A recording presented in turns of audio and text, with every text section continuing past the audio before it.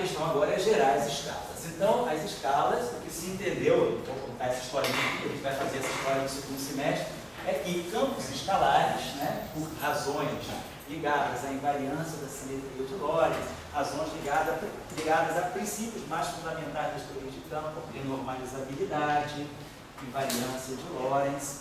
Os campos escalares, né, então, tem que introduzir então, um setor de escalares, que é o setor de Higgs.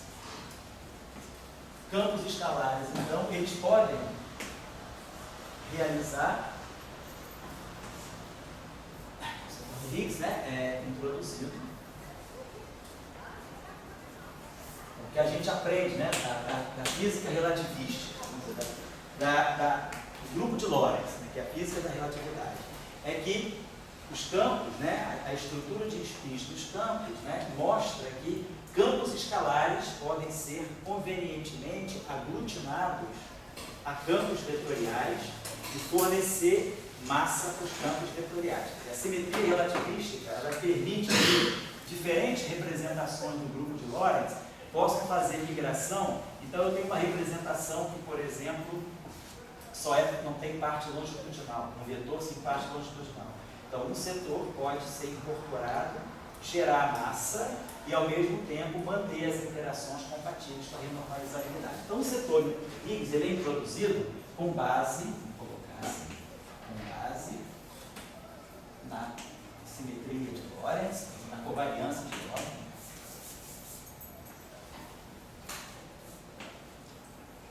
Um setor, acho que também é outra pergunta boa, mas quando você fala setor é alguma coisa? Não, só a área do Higgs. Não, o setor é um conjunto, é uma família. Tá? Você tem, ou a ala, como você falou, se você olhar para aquele Lagrangiano, se você olhar aquele setor ali, é o setor fermiônico.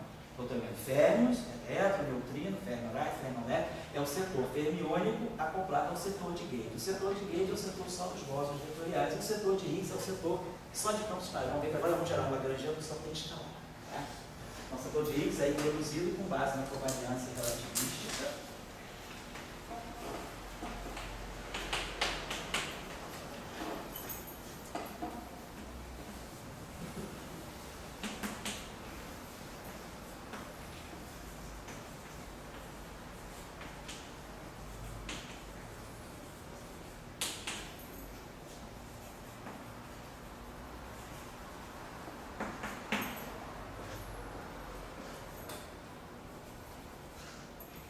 E desculpa, esses grupos que a relatividade permite migrar de um para o outro, você está falando, é um L mais setinha para cima, L menos setinha para baixo? Não é grupo, são as representações.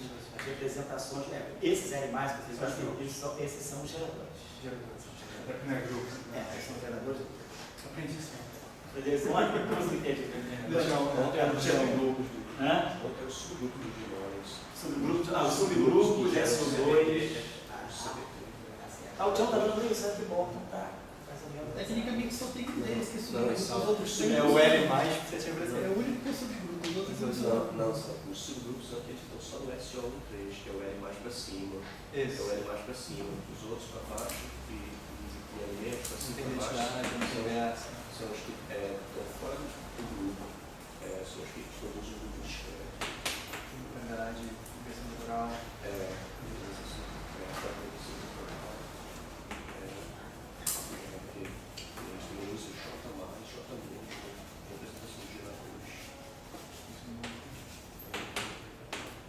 Então, pessoal, isso aí foi uma longa história. Nessa brincadeira aqui, pode botar 2 décadas de trabalho para escrever essas frasezinhas.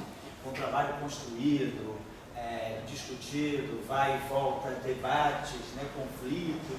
Então, se entendeu que o setor de escalar, e inclusive uma lição que não veio diretamente da teoria quântica de campos em si, foi um mecanismo que foi vamos dizer assim, importado da física de supercondutores, quer dizer, os nomes que estão ligados a essa discussão, e o nome mais forte que está ligado a essa discussão aí é o nome do Nambu. Depois, claro, o nome Indiano.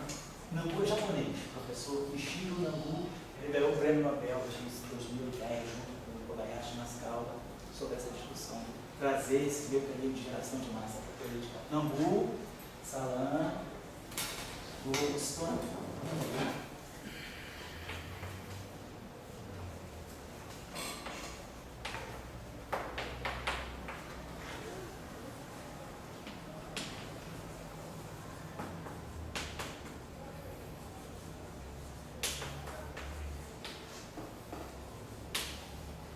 esses são assim, os nomes que marcaram essa discussão de que por que trazer o setor de escalares, como é que o setor de escalares pode resolver o problema da geração das escalas de massa sem violar a simetria relativística e sem quebrar o requisito fundamental como a renormalizabilidade. Uma grande discussão que havia nessa época era como é que eu posso trazer massa para uma teoria onde haja vetores sem quebrar a renormalizabilidade e sem quebrar a causalidade.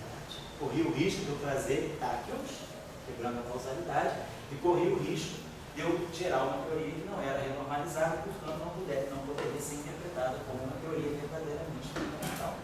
Então, essa discussão aí é uma discussão baseada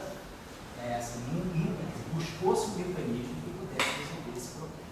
Hoje a gente sabe que existem mecanismos que procuram fugir a esse método, né, a esse mecanismo, na verdade, não é nem método. Então a gente dá no curso de verão aqui, quando a gente discutiu no seminário sobre a introdução ao histórico do mecanismo de Higgs, quando a gente discutiu aí o histórico da quebra espontânea da simetria, nós apresentamos as teorias de nossos modelos mais recentes, como Little Higgs, teoria quebra de simetria por redução dimensional, e tem vários processos hoje que também tentam ser uma alternativa a essa discussão. Mas assim, o modelo padrão ele é baseado nisso. O modelo padrão ele é baseado nesse mecanismo. Os outros modelos são uma física além do modelo padrão, mas a física do modelo padrão é baseada nisso. Então, como é que os escalares, qual é a premissa, qual é o postulado? Vamos dizer, a gente está construindo a teoria eletrofrata, a gente colocou aí, vamos dizer, o postulado 1. Oi? Desses nomes ali, qual que você acha que foi mais famoso? Para entender essa discussão, assim, para... Eu acho que pelo menos tem uma história, vendo assim, fazendo análise literária e ouvindo também as pessoas, assim, eu acho que a pessoa mais fundamental foi o Foi o fundante dele? Foi. Já desde 56. O mecanismo do Higgs, assim, ele não tem um princípio físico, né? Assim como essas coisas. Então, isso normalmente tem assim, uma autoridade que vamos seguir esse caminho, né? E ele é um caminho de, vamos chamar, notável, assim, porque ele chegou lá, né? E não foi da noite para o dia, né? Você acha que foi o Nambu? Eu acho que foi, aqui eu coloco o seguinte, o Nambu, ele percebeu o mecanismo, acho que ele soube introduzir para o Salam. Acho que o Salam, quando, o fim da meada que o Salam pegou, foi a simetria equiral. Acho que quando o Salam, em 56, porque tudo aconteceu na mesma época, em 56, o Nambu já estava ligado nessa questão que vinha da supercondutividade. E aí o Salam percebeu que o fim da meada, com os escalares, era a quiralidade. E como vocês estão observando ali o mundo é quiral. Left não fala com right.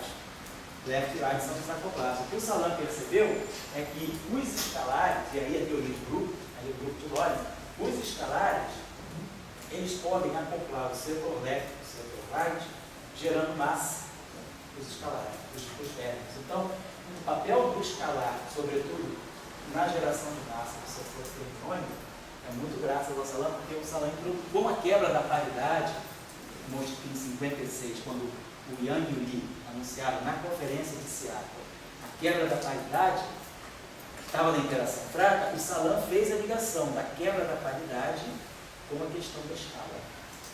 E aí ele percebeu que os bósons de Yang-Mills eram muito importantes, porque quando Yang-Mills formulou Yang-Mills em 54, nem ele sabia muito bem como levar à frente o projeto. Então Yang-Mills ficou meio, muito legal, mas ficou meio minimizado. E em 56, nessa discussão da paridade, o Salam percebeu que era a via de entrada natural para o mecanismo do campo de Yang-Mills. E aí ele percebeu também que aí ele introduziu o conceito de simetria equiral para poder acomodar a quebra da paridade, e aí com o conceito de simetria equiral, ele percebeu que os escalares poderiam fazer isso. Mas quem levantou a bola de que esse mecanismo seria factível, que poderia ser trazido da física de supercondutores para a física de partículas, foi o Nambu. Então, a discussão começou aqui. Aí Boltzmann entrou na discussão, mas o próprio paper do Boltzmann, com o Salam e o livro, vai. Aí depois o Kibble, o Higgs, o Brown já foram numa etapa mais seguinte. Aí já é um mecanismo Mas esses ali, quer dizer, a primeira parte é a quebra espontânea da simetria, isso tem que ficar bem claro. Da quebra espontânea da simetria, tem também, eu posso citar um nome importante para vocês, que é o Anderson. P.W. Anderson, né, que foi o cara da matéria condensada. É o cara da localização? É, o famoso Anderson. O Anderson, ele tem um paper notável de 57. E que Anderson percebe que toda essa discussão, ela era capaz de mostrar que por que é que num sistema eletrônico apareciam campos de gate, o que o Englert começou a mostrar é que se a simetria que é quebrada, vamos dizer assim, na verdade o que ele entendeu foi isso, através do exemplo. Ele não demonstrou nada, mas ele percebeu que o que estava por trás, né, quer dizer, aquela geração de massa, essa geração de escala, ela podia acontecer quando a simetria que é quebrada espontaneamente é local. Então, vamos dizer assim, a ideia do mecanismo de Higgs, que é nada mais, nada menos do que a quebra espontânea da simetria, no caso de uma simetria local, quem entendeu que isso era importante, quem entendeu essa ligação, que no caso da simetria local, o bóson de Goldstone desaparece, o campo de Higgs e o campo vetorial ganha massa, quem entendeu que estava rolando isso no material foi o Anderson. Então ele tem esse trabalho de 57, que o Salan sempre chamou a atenção desse trabalho que é importante. Eu me entendi, eles consideram o Goldstone como O precursor. O cara que fez o meio campo. Entendi. Pode ser, essa questão aí. Não, essa questão também é tendenciosa. Mas se você olhar a literatura, aí, análise literária mesmo, segue a literatura da física, desde 51 até 64. Você vai ver que o nome do Goldstone é bem depois. Então, realmente, 52, o Salan já está em cima dessa questão, 54 Young Mills, 56 Li Yang, 56 de novo, o Salan retorna para a simetria equiral, 57 Anderson, depois o Goldstone, Lambu 56 também, né? Propaganda, pode falar. Aí eu uso o conceito de totalidade, de alta, você não coloca a massa e tem que tomar estabilidade. Não, estou dizendo que esse mecanismo é o único que está certo. O modelo padrão é baseado nesse mecanismo, mas como você está colocando, a tua proposta é uma proposta alternativa a esse mecanismo. Tudo bem? Tem outras propostas. Porque não basta botar massa, tem que botar renormalizabilidade. Com renormalizabilidade e unitariedade.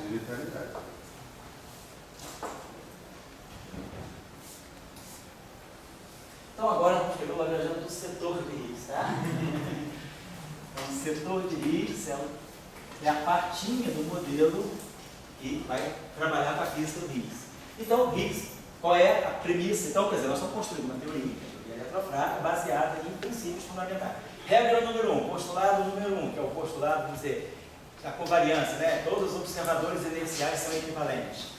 O análogo desse postulado aí, na teoria eletrofrágil, é a teoria ela tem que ser covariante segundo SO2 e 1. Então, em vez de ser um grupo de translações e um grupo de transformações espaço-temporais, a simetria. Então, tem um grupo de variância, SO2 e 1. Então, vou construir uma teoria em que os campos eles respondam a representações com cargas bem definidas de SO2 e 1. Postulado 1. Princípio número 2 dessa teoria.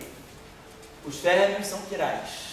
Então, não vou introduzir férmions diretamente, né? Os férmions, vamos dizer, os férmions das representações são diretas. Os férmions são quirais. Então, as representações que estão em jogo para descrever a matéria são as representações 0,5 e 0. Questão número 2. E aí, questão número 3. Vamos dizer, princípio número 3. O setor left é organizado em dubletes de S2, com tais números quânticos. Então, o terceiro princípio é a atribuição de números quânticos. Quarto princípio, essa teoria ela vai se construir em cima de um setor de escalares. Então, pressupõe-se a existência na natureza de um setor de escalares com as seguintes atribuições segundo o grupo S2. Um escalar, um dublete. Então, nós vamos introduzir um dublete, duas componentes de campos escalares, em vez de ser elétron-neutrino lento e elétron-lento, são dois campos escalares que são introduzidos e que estão no dublete de SO2 e que são introduzidos dessa maneira. Nós vamos introduzir o escalar superior, φ1, de tal maneira que ele seja um objeto portador de carga eletromagnética igual a mais 1. E esse cara aqui vai ter carga eletromagnética nula. Esse carinha aqui de baixo é neutro, eletromagneticamente neutro. Então, essa descrição aqui, então isso aqui é uma premissa. Desculpa, essa carga é de SO2? Não, de 1. Não, essa carga aqui é a carga eletromagnética, porque o modelo, vamos botar, até vamos colocar, foi bom você falar. Postulado 2, postulado 1, a simetria. Postulado 2, existe uma atribuição de cargas, né? Então a teoria se baseia na pressuposição de que há uma relação chamada relação tipo Gelman-Nishijima, que é uma relação é uma equação que relaciona os operadores de Casimir, os números quânticos do SO2 e do U1. Esse aqui é o SO2, diz os químicos.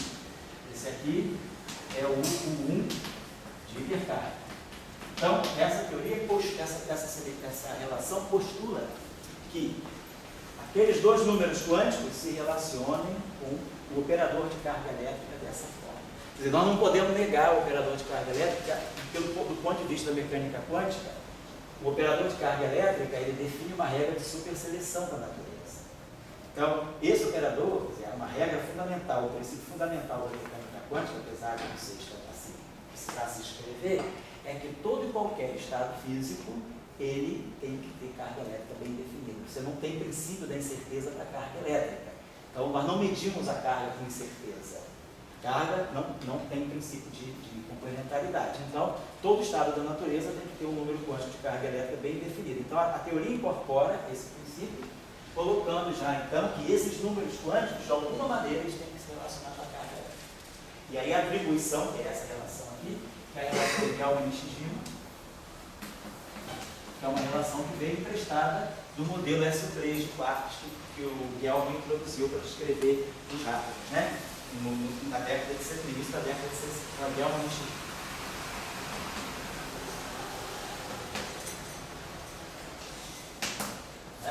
Então, segundo aí, foi bom o Saulo observar isso, eu colocaria isso como um segundo princípio da construção dessa teoria. Aí o terceiro princípio, a introdução dos leptons, as representações que a gente colocou. E o quarto princípio, a introdução dos Higgs, né? Então, esse Higgs vai obedecer a essa regra. Então, se esse cara aqui tem carga elétrica mais meio... Ali o spin meio é carga? Não. Onde? Aqui. Esse meio aqui é a representação de SO2, é esse número quântico. Não é o spin, não. O spin é zero. Se escalar, isso é escalar. Esse meio aqui é o número quântico. É a representação do grupo. É a representação I de SO2. I, né, pode ser meio, 1, 0, meio. Então, esse cara... Eles têm 4... Por enquanto, 4 princípios. Nós estamos construindo, né, a partir de princípios fundamentais. O princípio fundamental é o princípio da covariância.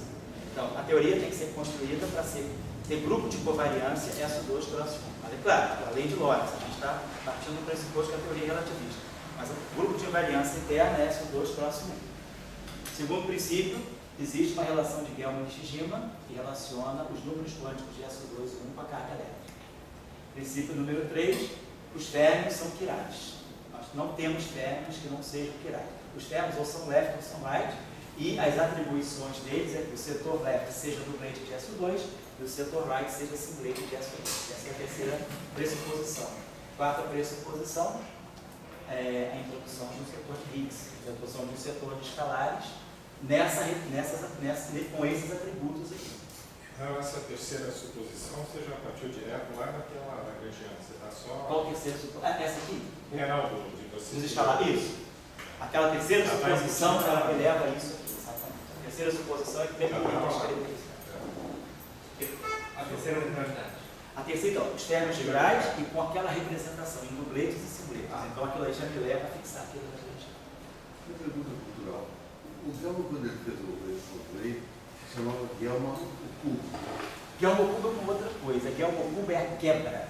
É a quebra explícita.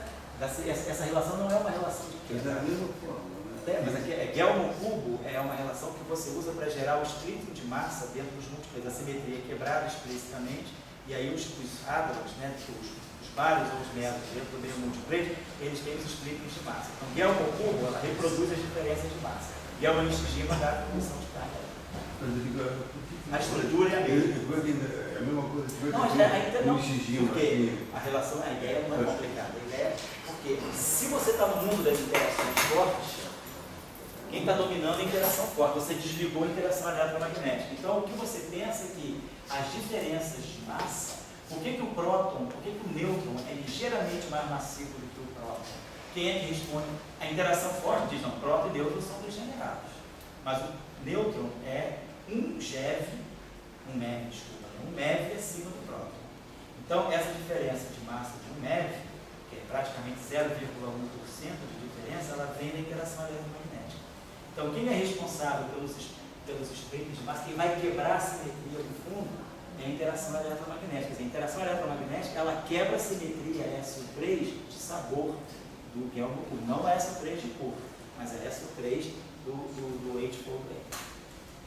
Então, é por isso que o operador de carga elétrica. qual foi o grande passo gigantesco que o Nishijima deu para ter guelmo Nishijima e não continuar com o Guelmo cubo entre aspas? Eu acho que essa relação é mais fundamental. Não, tudo bem. A guelmo cubo é um derivante disso aí. Mas foi escrito antes, né? Mas se entendeu que a origem é isso. Porque aquela forma de guelmo cubo é empírica, né? Ela foi escrita de uma forma, quer dizer, empírica no sentido que você usa argumentos de simetria e você vê qual é o termo de quebra explícita de simetria que eu posso colocar baseada na invariância SO3. Aí você já constrói um operador com os números quânticos de SO3 tais que a quebra vai haver e vai fazer os estribos de massa. Mas a questão é, qual é a sistemática para se gerar esse resultado? Ele pensa que a partir de algo Nishijima funciona. Porque no fundo é a carga elétrica que está por trás. Essa forma, quando eu queria o nome aí, uma forma profunda, né? Fundamental. Porque acho que desde não é o anti-Max, o Frank, né? Quem que fazia o carga elétrica, né? Que pegou as cargas, você começa a escrever carga elétrica em função do número quântico, né? Quer dizer, é uma coisa que muita carga elétrica sempre foi uma coisa que sobre as coisas, então, né? Sim. E aí a gente começa a dizer que carga elétrica é formada a partir de números quânticos. Não passa adiante do conceito de carga elétrica, né? Isso não passa adiante, é uma extensão. Aí, Saulo, você ficava interessado nisso, então, com essa atribuição de Guelmo a Nishijima, eu consigo saber que ele é um Y, porque se eu sei a carga elétrica e eu sei a atribuição de SO2, esse cara está no dublete, ele está na componente superior, então ele vale mais meio. Então eu digo o Y dele, o Y dele é 1. Aí esse cara aqui, está aqui embaixo, então ele está na representação, ele tem um número quântico menos meio, mas a carga dele é 0, então dá Y igual a 1. Então esse dublete aqui também, ele tem um número quântico Y igual a 1. Os dois membros do dublete, ele tem que ter o mesmo número quântico Y, senão isso quebraria a simetria SO2. Se os dois caras do dublete tivessem a carga, o 1 diferente uma da outra, eu poderia pensar, a carga 1 não tem nada a ver com a carga SO2. Mas se o cara do dublete, se os dois membros do dublete tiverem uma carga Y diferente, se eu distinguir esse cara desse cara por uma carga Y, eu estou distinguindo eles, então eu estou perdendo a simetria SO2. Então é por isso que sempre que vocês olharem na teoria, no modelo, sempre qualquer objeto que esteja no dublete, a carga Y de todos os objetos é o mesmo, antes da simetria ser quebrada, enquanto a simetria é exata. Deixa eu fazer duas perguntas. A primeira é assim, então o mesmo número quântico, o número quântico com a simetria. E o SO2 Deve ser. SO2. Não, mas numa situação geral, se eu tenho números quânticos iguais e posso organizar em famílias assim, Isso. então cai uma simetria. Isso, aí é uma simetria. Tá. Você gera uma estrutura de múltiplos. E só que eu achei boa a organização para quebrar, para gerar as escalas, eu coloco os termos são quirais e as colocações. A carga eletromagnética definida pela relação, o mecanismo de Higgs. Qual era a primeira colocação? Era a quebra espontânea da simetria. Você tem a quebra espontânea da simetria, ela é anterior ao mecanismo de Higgs. Entendi. Então, esses os ingredientes, tá? você já sabe o que é o fundamental, tá? Porque tem muita coisa discutida, às vezes numa primeira leitura a gente perde a noção do que é fundamental, tá? Beleza. Eu sou de uma opinião, eu acho que a gente está querendo ver a eletrofraca, né? Não vai ser primeiro para dar uma ideia. Então, eu acho que a eletrofraca, a elétrica, ela não tem essa carga de grau incisiva. Isso aqui é eletrofraca, né? E isso é, vamos dizer, a cinemática. Né? É, classificação cinemática. Eu acho que, para mim, a grande teoria de educação é que a partir só dessa carga da município se criar essa dinâmica. Toda a dinâmica que nós vamos analisando se chama unicamente derivado dessa. E sem nada mais, nem setor de Higgs, tudo fosse derivado disso. Entendi. Tem que precisar de Higgs, né? Tudo essa, a partir daí você gerou todo o modelo. Então vamos lá, vamos escrever agora o setor de Higgs, né? Então lembrando aí do Weisskopf, né, do pessoal Majorana, Paulo Weisskopf, uma teoria escalar, um modelo escalar, ele deveria ser escrito desse modo. Né? Então, o campo φ, ele vai ter que ter uma derivada covariante também, então ele vai ter essa estrutura, que essa derivada covariante vai ser a derivada das duas componentes do blade simultaneamente, estou derivando do blade. Agora, eles têm um número quântico meio sobre SO2. Então, do ponto de vista do SO2, eles vão estar exatamente na mesma situação dos left, do setor left. Então, vão ter I, G, P, I, tá? Sigma sobre 2, Φ. Então, esse setor aqui, que é o setor de Higgs, ele vai estar acoplado exatamente com B3, W+, W-, menos D3. Então, o setor de Higgs, então a gente já começa a ver que o Higgs está acoplado, ele vai ter um acoplamento com W+, W-, e vai ter um acoplamento com o B3, que a gente vai ver futuramente, é uma parte do fóton. Então, o fóton vai estar aqui e o Z0 vai estar aqui. O que vai ser interessante é que, justamente como o Higgs ele tem carga elétrica, o Higgs vai sobrar. Esse Higgs, então vamos ver que esse conjunto de Higgs aqui é supérfluo. Na verdade, o que vai sobrar para contar a história do mecanismo de Higgs é o setor neutro, que é a componente neutra. E essa componente neutra, a carga eletromagnética dela é zero. Então, desse acoplamento aqui, naturalmente o fóton vai se desacoplar do Higgs. Então, na teoria eletrofraca, o Higgs ele se acopla com o BM3. Aqui está claro, aquela matrizinha, antes da simetria quebrar, eu tenho essa matrizinha. Então, o BM3 ele vai pegar, ele vai interagir. O BM3 está aqui. Então, quando eu fizer esse produto matricial, o BM3 vai interagir com o Φ1. E o menos BM3, o BM3 vai interagir, o menos BM3 vai interagir com o Φ2. Então, e esse cara aqui é o Higgs. É o Higgs, vamos dizer, é o setor neutro, que é o Higgs que a gente está procurando no LHC. Esse Higgs que está sendo caçado agora está aqui. Esse carinha, ele se acopla com esse cara. Esse cara nós vamos entender, é parte do fóton. Mas o fato dele ser carga neutra vai mostrar que esse cara vai se acoplar com o Higgs, mas o fóton não. Então, quem se acopla com o Higgs é o Z0. Então, o Z0, o Higgs tem interação fraca, trocando o Z0. Mas o Higgs não tem interação eletromagnética direta, trocando fóton. O Higgs, ele não absorve nem emite fóton, mas ele vai ter interação eletromagnética indireta, porque ele vai estar envolvido em processo, porque ele interage com o W-. Está aqui, claramente. Quando eu colocar o Higgs, vai sobrar esse aqui. Aqui eu vou ter um W+. W+, vai interagir com esse cara. Na hora da matriz ser feita, aqui a gente tem o PM1 menos IPM2, que nós vamos interpretar como W+. Então, desse produto matricial, o W+ se acopla com o Φ2, que é o Higgs que está aqui embaixo. Desse acoplamento, então, está mostrando que o Higgs se acopla com esse bóson das interações fracas, mas esse bóson tem carga eletromagnética. Então, de alguma maneira, o Higgs se acopla com alguém que é eletromagneticamente carregado. Esse cara lá na frente, ele se acopla com o fóton. Então, esse cara troca W+, mas o W+ pode interagir com o fóton. Então, na verdade, num processo quântico indireto, o Higgs vai ter uma interação também com o campo eletromagnético. Tá? Nesse sentido, é isso que eu estou querendo chamar a atenção de vocês, que o eletromagnetismo ele não se descobre tanto da interação fraca. Em processos a trilevel, como nós vamos ver, olhando para o lagrangiano, a gente não vê nenhuma interação do Higgs com o fóton. Mas quando a gente começa a calcular os processos chamados radiativos, ao loop, 2 loops, né? E assim vai, a gente começa a ter espalhamentos, processos indiretos em que o Higgs começa a participar de processos eletromagnéticos. Nesse sentido que eu estou colocando. Então, não acabei ainda aqui, porque esse cara aqui, ele tem também a carga 1, então ele tem que se acoplar com o YI. Então, vamos construir a derivada covariante. Vai ficar mais I G'.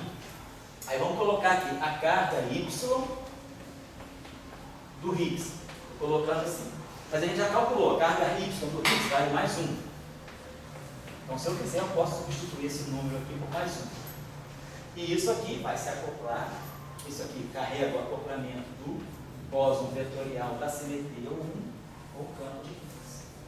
Então, com isso aqui, a gente agora retorna a Weisskopf, né, o pessoal lá, a turma dos anos 30, e joga o postulado lagrangiano de Higgs dessa maneira. Então, nós vamos ter dmi. Pode falar. O Dzão ali eu chamo também de derivada covariante? Isso, derivada covariante. Tá. Aí, beleza, eu tenho o termo da interação fraca, do termo de isospin, o termo de hipercarga, e o primeiro tem uma derivada comum. Mas a derivada comum é o momento. Só isso. É cinético, é o campo que está se propagando. Só isso, tá? Beleza. Então agora isso aqui vai. Então, construímos aqui o setor, e aí como vocês observam, aqui é o setor, claro, é o setor de Higgs, claro, também já, mas em interação já com o setor de Gauss. Então, quem quiser olhar como é que esse cálculinho aqui é feito, é só pegar é só tirar o conjugado hermitiano disso aqui. Então, isso aqui eu vou ter que, para quem não está muito acostumado, pensar que isso aqui é o seguinte, ó. DI Fidager, essa matriz aqui é uma matriz linha, um vetor linha, deixa de ser um vetor coluna, fica um vetor linha, menos, por causa do conjugado hermitiano, IG, os campos, os bósons vetoriais são reais, os BMIs são reais, né? Claro que o BMI se combina, né? Mas a gente está trabalhando com BMI, os BMIs são reais. Tem combinações complexas, mas ele é real. E aí as matrizes, sigma A são hermitianas, então esse cara aqui, o hermitiano conjugado, troca a ordem, e aqui fica como sigma A, hermitiano, sigma A Dagger sobre 2. Mas a gente sabe que as matrizes de Pauli todas são hermitianas. Preciso colocar. E depois esse termo aqui, que é menos I G'.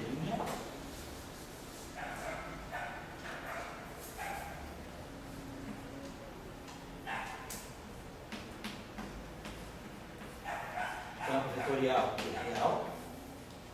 E aqui o final. E isso aqui, então, agora multiplicado pelo nosso DNF. Vou escrever aqui. A gente vai precisar fazer algumas considerações. Vou botar aqui essa. Aí, então, isso aqui acoplado com DNF.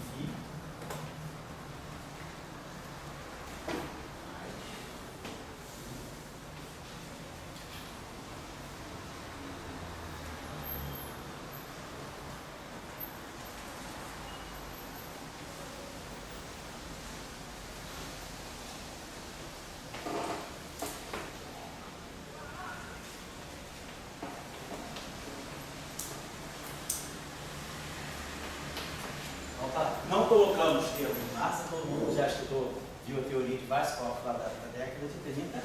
Eles colocaram aqui, esses mesons vetoriais, eles são massivos. Então se colocaram termos desse tipo aqui, e o Kawa importou isso aqui. Então o Kawa já levou para a teoria nuclear dele os mesons, os escalares, né, massivos, que iam dar justamente o alcance da interação nuclear, fazendo com que ela se restringisse só no interior do número líquido atômico. Então, esse parâmetro M aqui ele vai estar ligado ao alcance da interação, vai ser algo desse tipo assim. Um comprimento, interação desse tipo. Um meso, né, um escalar massivo, ele gera um limite estático potencial desse tipo aqui, dessa forma aqui, onde esse objeto psi aqui, ele é x quadrada, é um sinal de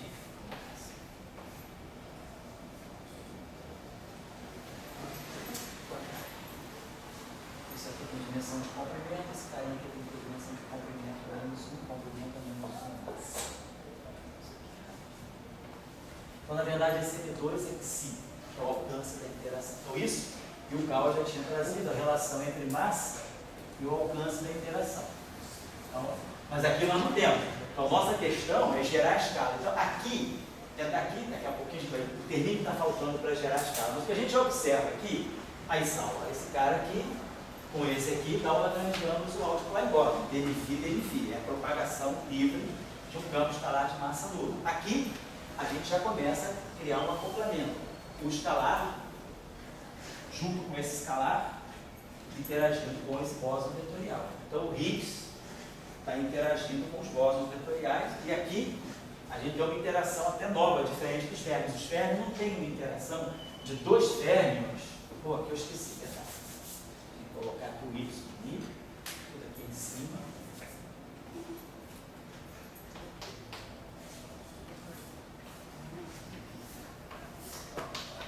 Então, lá nos férmions, se vocês observarem,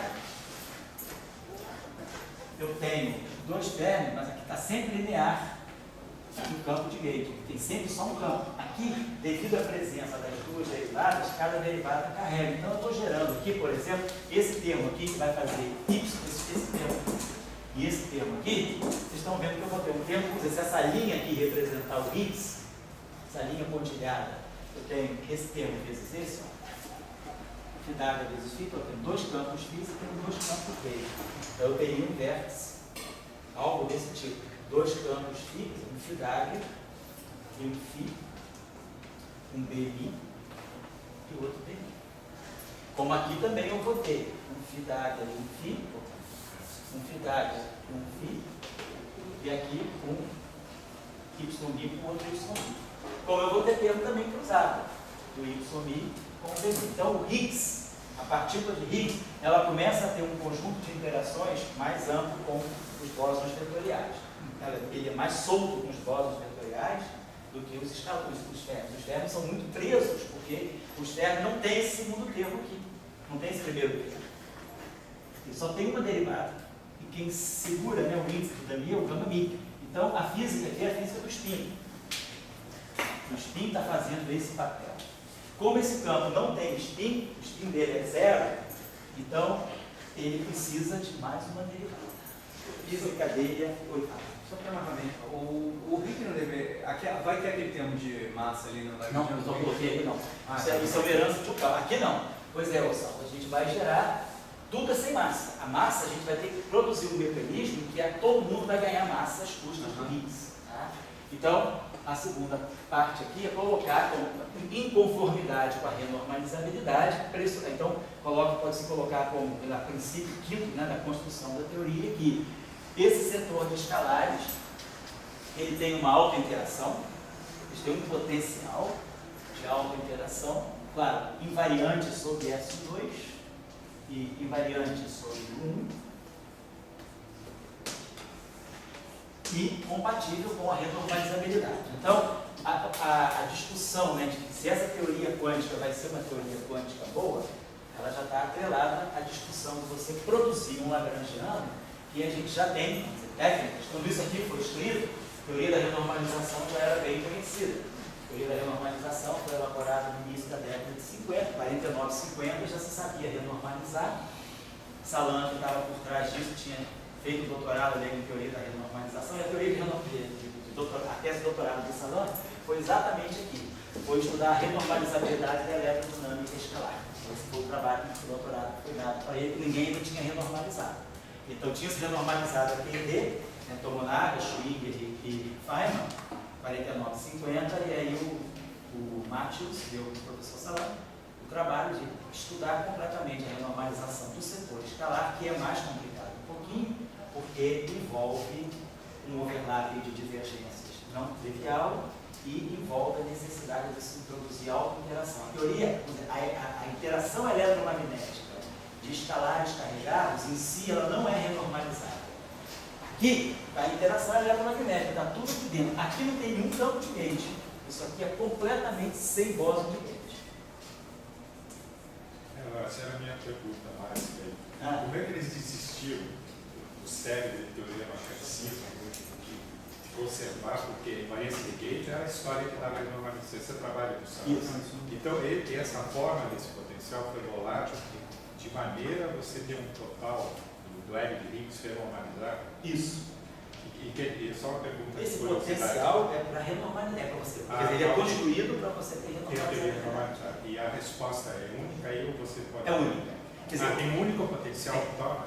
o trabalho do Salan, justamente, ele mostra que se você for renormalizar a eletrodinâmica escalar, você vai gerar, você pode gerar um loop, ou a mais loop, né? Você pode gerar um gráfico que vai uma amplitude que depende dos escalares. Só vamos entender daqui a pouco quando a gente for fazer o power count daqui. Esse acoplamento aqui, ele é infinito, então ele precisa de renormalização. Mas ele é um acoplamento que envolve 4 escalares. E a eletrodinâmica escalar não tem esse acoplamento. Tudo dela tem no máximo 2 escalares, ela é quadrática no escalar. Ela tem interação, escalar, escalar, bóson, bóson, escalar, escalar, bóson, bóson, escalar, escalar, um bóson derivado. Ela é maximamente quadrática no escalar. Ao passo que a renormalizabilidade então diz que para eu poder absorver esse infinito e fazer a teoria renormalizável, eu preciso introduzir uma interação que tenha 4 escalares interagindo, em auto-interação. Então, esse potencial fipado, ele é introduzido para garantir a renormalizabilidade. Então, a eletrodinâmica de Weisskopf, a eletrodinâmica escalar, Majorana, Weisskopf e o Pauli, ela não é como o caso do fóton. A eletrodinâmica espinorial, a eletrodinâmica fermiônica, ela é renormalizável só com aquilo. Aquilo ali já me garante renormalizabilidade. Eu não introduzo nenhum acoplamento que não seja de gate. Tudo que está ali é G e G'. Aqui só tem G e G', só tem os acoplamentos de gate. Esse potencial aqui, ele é completamente ortogonal à simetria de gate. Não tem nada a ver com a simetria de gate, com a simetria local. Então, eu vou introduzir aqui uma constante de acoplamento nova que não é gate. Isso. Porque ele vai ter que absorver esse infinito. Então, ele entra como constante. Então, só uma Só essa. Agora eu entendi. Tem 2 perguntas. Se começar a ficar chato, você fala que eu vou juntar. Calma, mas uma movimentada. A primeira é o seguinte, esse segundo dia você falou que ele entra para renormalização. Isso. Mas renormalização é para tirar os infinitos, tirar a divergência. Mas fisicamente, não é possível ter um termo na Lagrangiana que só serve para normalizar. Por que precisa normalizar? Fisicamente, aí vai ter todo termo que você renormaliza, ele acaba tendo que ter uma interpretação física. Você renormaliza as massas, as constantes de acoplamento. Então, o que ele está representando? Observe só aquele termo lá. Afinidade, ele é quártico do campo. Se você estiver trabalhando num limite de campo muito forte, se o teu campo escalar tiver uma configuração em que ele é dominantemente ele é muito forte, mais forte do que os campos, as flutuações do campo vetorial, esse termo domina sobre os acoplamentos de gauge. Então, a energia está toda acumulada aqui. Então, ele vai segurar, ele vai dar densidade de energia para o teu. Mas o que ele rege? Tipos dinâmicos, tipos de interação? Ele rege uma interação, aí é uma coisa muito quântica. Ele rege uma interação do objeto com ele mesmo, ele gera uma auto-interação. Ele é fonte dos seus próprios quanta, é como a gravitação. É um pouco a questão da auto-interação, como é o campo, no caso do Young-Mills, que a gente viu nas férias aqui. O campo que é fonte dos seus próprios quantas. Você não precisa de uma fonte externa que vai excitar aquele campo. A presença da densidade daquele campo, ela cria uma densidade tal que depois ela própria começa a excitar as próprias flutuações do campo. É o campo que se auto-excita. O complexo magnético assim? Não. Mas ele precisa sempre de um agente externo. Ele precisa sempre de uma corrente, de uma carga. Você não tem uma auto-interação. O fóton, ele não gera uma auto-interação. Pelo menos na QED. Claro que você pode. A gente falou no curso eletromagnetismo de quarta-feira, a gente está falando das QEDs estendidas. A gente está falando da nossa lista aqui. Então, a nossa lista de eletrodinâmicas. Eletrodinâmica número...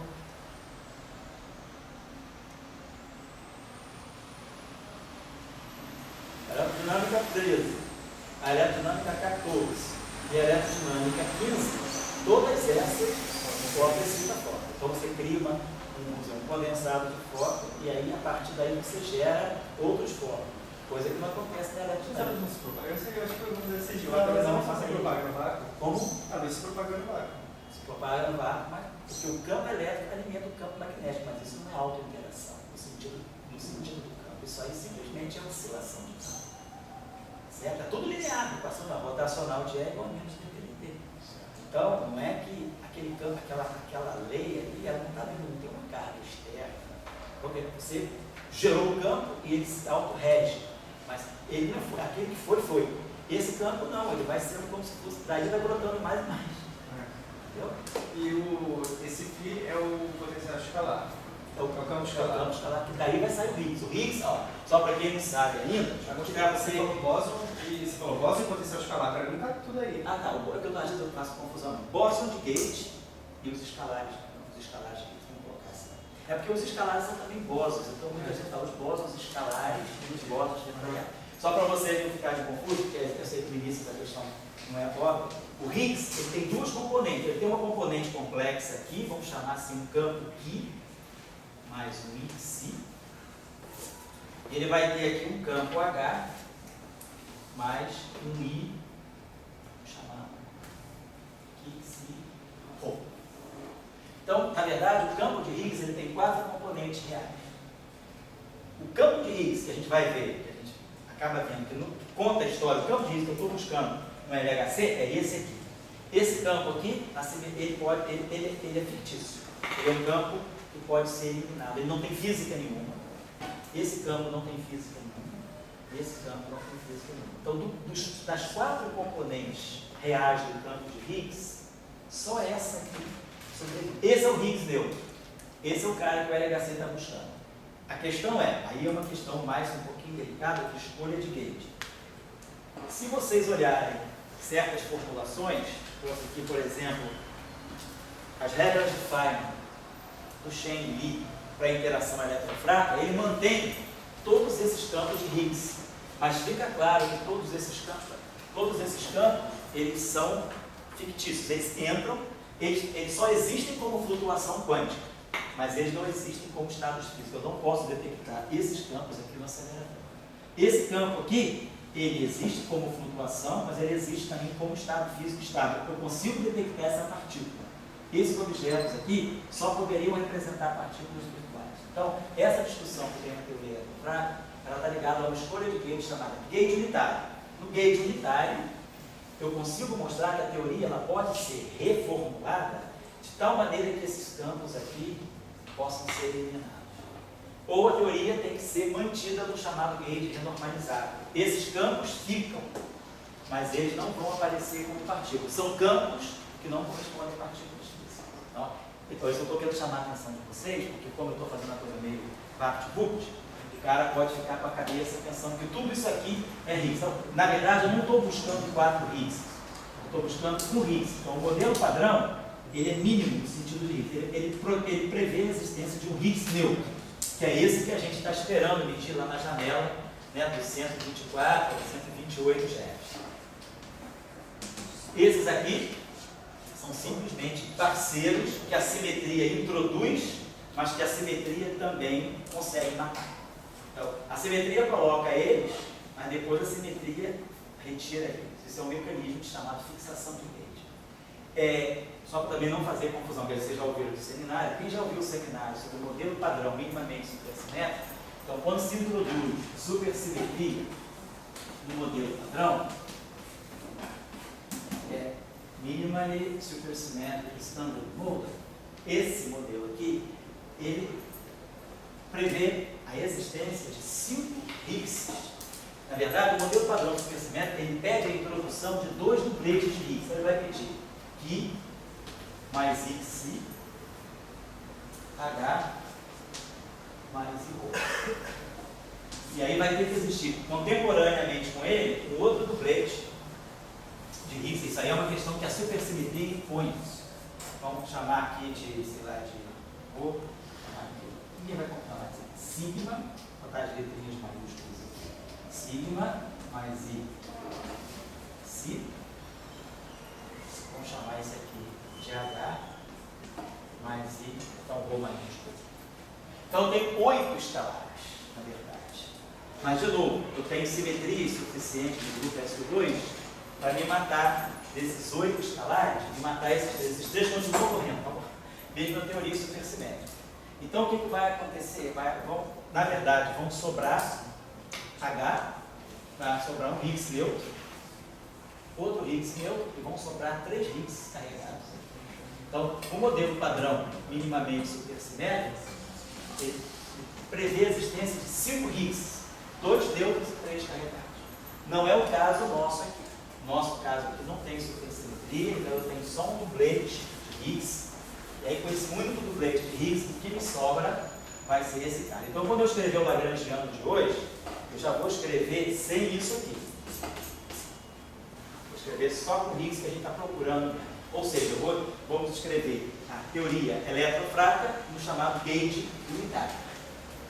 Então, essa é uma questão que não dá para entender, que eu estou colocando para vocês, contando onde estão os pulos, né? Mas não tem tempo aqui de explicar direitinho como é que isso é feito. Mas o mecanismo não é complicado.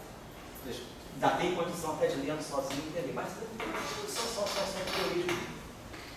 Beleza, então a forma desse potencial aqui ficou fixada na tese lá do Salano, na década de 50, então por isso que ele já sabia, porque ele já tinha muitas informações descoladas sobre o Higgs, né? A coisa foi construída assim, um pedaço dali, né? Então foi construído montando, né, o mosaico da teoria eletrofrática. Então, esse acoplamento aqui, ele ficou escrito desse modo, coloca-se um termo. Então, o potencial compatível com a renormalizabilidade, com a simetria SO2 e o 1 mais geral que eu posso escrever é um potencial que tenha essa forma aqui. Si, θHφ, mais lambda, θHφ, ao quadrado. Por que isso é mais geral? Por causa da simetria. Primeiro que ele tem que ser quarto. A renormalizabilidade diz que ele não pode ter potência acima de 4. E segundo, porque tem que ser simétrico. Uma coisa cúbica, enfim, nunca, ela sempre quebraria. Como esses caras aqui têm as mesmas cargas Y, qualquer produto deles que não for dessa forma vai quebrar a simetria, vai ter uma carga, não vai ser invariante, vai sobrar uma fase. Tá? Como se você tivesse a função, você fala que isso aqui é invariante gauge. Mas se você pegar isso aqui, não é. Esse termo aqui, esse também é esse, mas esse fica solto. Você pode colocar o termo puro por causa da carga 1. E também, a própria simetria SO2. Se eu pegar a álgebra de espina mecânica quântica, representação meio vezes representação meio vezes representação meio. É isso que eu estou fazendo aqui. Se eu pegar um termo cúbico, eu estou pegando um dublete de SO2, multiplicando com um dublete de SO2, multiplicando com um dublete, né? Então isso aqui dá 0 e 1. Agora, meio com 0 dá meio. Meio com 1 dá meio e 3 meios. Então, eu não gerei nenhum ciclete de SO2. Tudo aqui tem carga SO2. Então, nenhum termo público pode ser invariante. Se eu colocar um quarto, não. Por quê? Meio com meio dá 0 e 1. Meio com meio dá 0 e 1. Meio com 3 meios dá 1 e 2. Então, eu gerei 2 cicletes. Então, eu posso pegar esse cara e construir um invariante. Então, aqui dentro tem isso e isso. Então, a escala de medida decorre de fato se impor a renormalização? O corretor envolvido da primeira parte. Se a escala ela decorre da renormalização, porque essa forma aí. Isso, a renormalização ela me aponta para a existência desse termo. Então, ela é a causa. Isso. Ela no fundo é a causa. A causa, vamos dizer assim, mais princípio que está por trás, né? Eu quero construir uma teoria renormalizada. Eu quero construir uma teoria com cara de teoria fundamental. Depois a gente sabe que hoje a gente já sabe que essa teoria já não é mais fundamental. Então, essa teoria, mas naquela época isso aí era, vamos dizer, top de linha. Então, beleza. Aí, com coisas assim, mais palatáveis, do ponto de vista da intencionalidade, essa constante de acoplamento aqui também é adimensional. Então, essa constante de acoplamento não introduz escala. Agora, essa constante de acoplamento aqui tem dimensão de n massa ao quadrado. Ela não é adimensional. Então, ela não é adimensional, ela tem dimensão de massa ao quadrado. Por isso, na literatura, em geral, coloca-se logo aqui um parâmetro, μ2. Não significa que seja μ ao quadrado.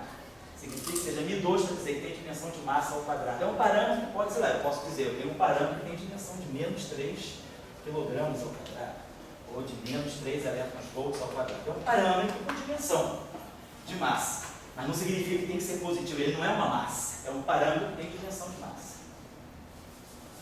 Então tá lá. Mas se eu não tenho massa ainda, não tenho nenhum mecanismo para gerar massa, como é que eu já posso colocar uma unidade de massa? Pois é, se eu pergunta. Então você tá, eu estou mordendo o meu raciocínio, tá? Eu estou mordendo a cauda, eu não quero ter massa, mas eu boto massa.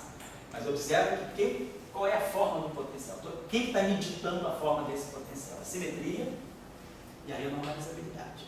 Então, renormalizabilidade e simetria me dizem que esses termos têm que estar presentes. Ou seja, estabilidade quântica. Se eu quero fazer um modelo que seja estável do ponto de vista quântico, esses dois termos são fundamentais. E aí, esse termo aqui tem um parâmetro que tem dimensão de massa, mas não significa que ele vai jogar a massa dele por aí fora. A massa dele, aí tá, a discussão vai ficar um pouco aqui. Esse parâmetro, ele tem dimensão de massa ao quadrado, mas é um parâmetro real. Então ele pode ser positivo, ele pode ser nulo, ou ele pode ser negativo. Aí é um parâmetro alfa que tem dimensão de massa ao quadrado. Se alfa for positivo, alfa for negativo. Esse cara aqui tem que ser sempre positivo, também pela estabilidade. A razão desse cara aqui ter sempre positivo é que eu quero construir uma teoria quântica com um estado fundamental estável. Ou seja, uma teoria quântica que tem um hamiltoniano limitado por baixo, né? Estado quântico, o estado fundamental é estável. Então a gente sabe que toda teoria quântica ela tem que ter um bound inferior na sua energia. Esse cara aqui, se ele for negativo, ele pode jogar a teoria para a energia tão negativa quanto eu queira. Eu não consigo fixar um ground state que seja o mínimo de energia.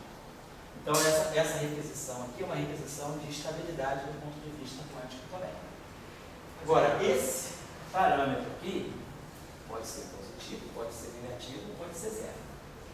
Se ele for positivo ou se ele for zero, simplesmente pelas nossas noções da teoria escalar de Weisskopf, Majorana e Pauli, eu sei que ele está dando isso aqui, ele é positivo, eu estou dizendo simplesmente o seguinte, eu estou introduzindo um escalar que tem massa, e esse escalar que tem massa está interagindo com todo mundo, só que ele está interagindo com os campos de Gauge, o setor de Gauge, mas ele não tem nada a ver com aqueles campos de lá, está separado.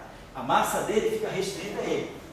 A questão toda vem agora, com a quebra da simetria, é quando eu vou analisar essa ação aí, essa teoria, na região em que esse parâmetro aqui for negativo. Ele for um parâmetro de dimensão de massa ao quadrado, mas ele é negativo.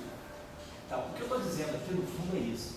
Esse potencial com ambas as constantes positivas, ele tem essa estrutura aqui. Então, beleza, o mínimo dele é para φ igual a zero. Então, essa teoria se estabiliza no ponto φ igual a zero, ou seja, o campo φ ele é nulo na configuração de estado fundamental do sistema. Então, o estado fundamental do sistema, ele não percebe esse campo φ. Mas quando π2 é negativo, é quando o potencial passa a ter a nossa forma já popular aí. E aí a gente começa a ver que eu tenho um estado fundamental que já não está mais na origem. Então, o meu campo, ele se estabiliza num valor que não é trivial. Então, o valor que caracteriza a configuração de mínima energia desse sistema é esse valor aqui, φ diferente de zero. Vou chamar aqui φ zero. Diferente de zero é fácil, minimizando isso aqui, a gente minimiza esse potencial, a gente vê que isso aí vai acontecer para módulo de φ zero ao quadrado. Os parâmetros, que vai descer um parâmetro, vai descer um parâmetro 2 menos 2, menos raiz quadrada de menos 2 μ ao quadrado sobre λ. μ ao quadrado é negativo, então sempre fica positivo, raiz quadrada de μ2 tem dimensão aqui. Isso aqui é adimensional, então isso aqui tem dimensão de massa. Então, o que isso aqui então, significa? Que eu posso ter o meu campo zero, isso não é o campo, é o valor do campo na configuração de mínima energia. Então, esse campo, ele se configura na região de mínima energia com esse valor aqui. Isso pode ser complexo? É o phi zero complexo. Campo Então, mas aí depende da relação do μ2 com o lambda, né? Se não dá negativo aquilo ali. O μ2 é sempre negativo, nesse caso. E o lambda é sempre positivo. Estou estudando a teoria nessa quantidade, certo? Então está aqui. Então isso aí é uma coisa, módulo positivo. Bom, então, agora, o que acontece com esse campo? Isso aqui é o módulo do phi zero. Então, meu phi zero, na verdade, vamos dizer assim, o meu estado de vácuo, vamos colocar assim, o estado fundamental é o módulo de phi zero. Mas esse campo é complexo. Qualquer fase, um número complexo que tem esse módulo. Só sei o módulo dele. Vou colocar assim, phi zero isso. Então, claro, eu posso ter qualquer fase. Mas o que é importante aqui? O que é importante aqui é que esse campo, eu posso escolher essa configuração aqui, ela é completamente, deixa isso aqui completamente aberto. Eu posso escolher qualquer phi zero, eu posso escolher um phi zero que tem uma componente aqui não nula, essa componente nula, tem essa componente nula, essa não nula, tem as duas não nulas, não importa. Qual é o critério para eu fixar isso? O que eu quero? Aí a discussão vai ficar fechada aí. O que eu quero é gerar uma teoria a partir daí. Aí agora que começa o eletromagnetismo e a interação fraca, começam a encontrar os seus caminhos. Que agora a discussão que aqui é, eu cheguei ao estado fundamental. Esse campo, que é o estado fundamental, ele tem uma componente que tem carga elétrica. Estamos visto o seguinte, o φ, a estrutura do φ que nós atribuímos, pela prescrição do modelo, é de um campo aqui, com carga positiva, e um campo aqui neutro, eletromagneticamente. Se a configuração, então vamos observar o seguinte, qualquer transformação de SO2 que atuar nesse estado aqui, se fizer transformações de SO2 nesse estado, eu vou atuar com as matrizes sigma, x, atuando em A0, 0, 1, 0, atuando em A0. Então isso aqui dá 0, A. Então, as matrizes sigma, elas mudam esse estado nesse. Ela não deixa ele variante. Ele continua o estado fundamental, continua, mas ele não é o mesmo. Então, a transformação SO2, que é gerada pelas matrizes sigma, ela não deixa esse estado variante. O estado existe, minimiza a energia, mas se eu fizer uma transformação de SO2, eu saio dele com outro. Então, o estado não é invariante. Então, é isso que se chama quebra espontânea da simetria. A quebra espontânea da simetria é a existência de um estado fundamental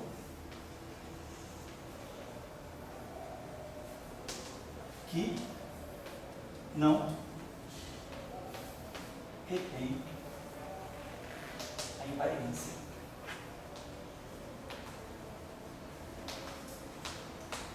Inicial.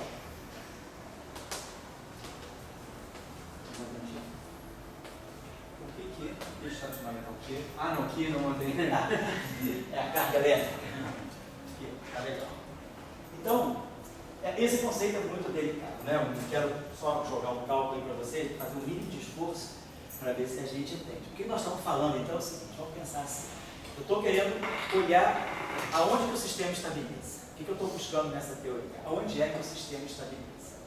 O sistema não pode estabilizar com férmions, porque férmions, qualquer objeto que tiver spin, se ele estabilizar no vácuo, ele vai dar spin para o vácuo.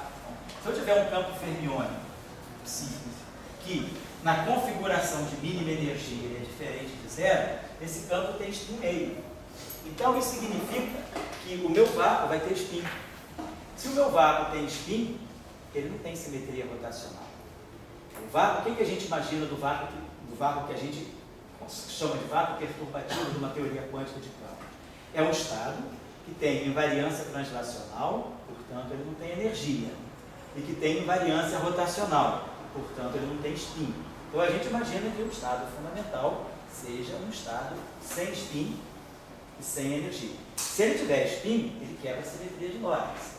Essas teorias mais modernas que falam de violação da simetria de Lorentz, elas provêm justamente porque elas são derivadas de uma teoria mais fundamental que tem uma dinâmica tal que alguns campos com spin, eles não ficam zero na configuração de mínima energia. Então, esses campos, eles trazem a existência de um vácuo no spin. O estado de mínima energia necessariamente vai ter spin, por causa de uma dinâmica mais fundamental que pode se ter. E isso quebra a simetria de Lorentz. Então, aqui, nós não estamos adotando essa hipótese, nós estamos querendo fazer uma teoria realmente relativística. Então, todos os campos, neutrino, elétron leve, elétron right, bósons, BN1, BN2, BN3 e Y, todos os campos que não sejam o escalar, todos eles têm espinha. Meio, meio, meio, 1, 1, 1, 1. Então, todo mundo aqui tem espinha. Então, se o estado fundamental tiver um desses campos com valor não nulo, isso vai estar conferindo uma propriedade de spin para o vácuo. E aí o vácuo deixa de ser invariante. E aí eu não tenho mais eu tenho uma direção preferencial, que é o spin desse estado. Se esse estado ele forma o vácuo com esse spin, então eu tenho uma direção preferencial. Eu quebrei a simetria de Lorentz. Então, a única chance de um campo ter uma configuração não trivial no vácuo e não quebrar a simetria de Lorentz é que ele seja escalar, porque se ele é escalar, ele não tem spin, então ele não vai criar nenhuma direção preferencial. Aí você pode falar, mas ele vai dar energia para o vácuo. Se o vácuo tem energia, o vácuo tem momento. Se ele tem momento, ele não é invariante translacional. Mas aí a gente pensa, ele é constante. Então esse valor φ0 é um valor constante. Se ele é constante, qualquer derivada dele é zero. Então ele não tem nem flutuação temporal e nem oscilação espacial. Então ele é um campo que não dá energia para o vácuo. Então, realmente, a única chance, dentro da visão das teorias relativísticas, de nós termos um estado fundamental que não viole nem a simetria translacional e nem a simetria rotacional, é se esse campo for um escalar. Qualquer outro campo, ele dá alguma coisa que faz com que o vácuo tenha uma direção preferencial. Então, essa foi a saída, isso foi o que se encontrou, já estou acabando, tá? O que se encontrou é que somente campos escalares podem configurar o vácuo. Então, esse setor de escalares, e quem foi fundamental para poder gerar um valor não trivial no vácuo, foi o fato desse de 2 aqui poder ser negativo, porque esse aqui tem que ser sempre positivo por causa da estabilidade. Então, esse cara aqui pode ser negativo sem quebrar a estabilidade. Então, o potencial tem um mínimo. Por mais baixo que isso possa ser, o potencial tem sempre um mínimo. Agora, se esse cara fosse negativo, esse potencial poderia ter essa forma. E aí, ele pode ser tão negativo quanto eu quero. Então, se o meu estado fundamental, se eu boto no meu objeto aqui, a tendência dele é rolar. Então, o meu campo, ele desce, a tendência dele é se configurar lá no menos infinito. Então, eu não consigo ter um ground state estável se esse cara aqui for negativo, de potencial. Entendeu? Como é que eu vou fazer mecânica quântica, teoria de campo, no próximo desse? Aqui, mecânica quântica partiu da tunela. Se ela tunela, vai procurar um estado de mínimo. O φ é o campo, beleza. O φ0 é quem? φ0 é o valor do campo que dá a mínima energia do estado. É como o campo encontra a configuração de mínima energia. Então, a configuração de mínima energia do campo φ é ele ser constante com aquele valor, imóvel.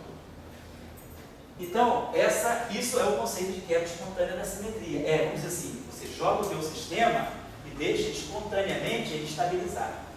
Quando ele estabilizar, você vai olhar que ele se estabilizou numa situação em que todos os campos são zero, exceto o campo escalar. E aí, se esse campo estabilizou e é não zero o campo escalar, ele necessariamente vai estar quebrando a simetria, porque a simetria é S2 e a simetria é 1, ele também tem carga 1. A carga dele 1 é 1. Então, se eu fizer uma transformação de fase em cima disso, ele muda. Então, eu quebrei esse setor aqui, eu quebrei essa combinação de simetrias. Mas aí a gente vai ver se eu quebrei. Olha só, esse campo aqui, qual é a carga dele? Quando a gente fez a atribuição, φ1 e φ2 tem carga y igual a mais 1. Então, se eu fizer uma transformação com 1 com essa carga, ele vai receber essa coisa aqui, I, QY, parâmetro alfa, atuando em φ. Então, quando eu fizer essa transformação em cima do φ0, o φ0 é diferente do φ0 para essa carga. Então, a simetria 1, ela quer dizer, a simetria S, o 2, o 1, ela é quebrada, porque o φ0 ele tem os dois números quânticos.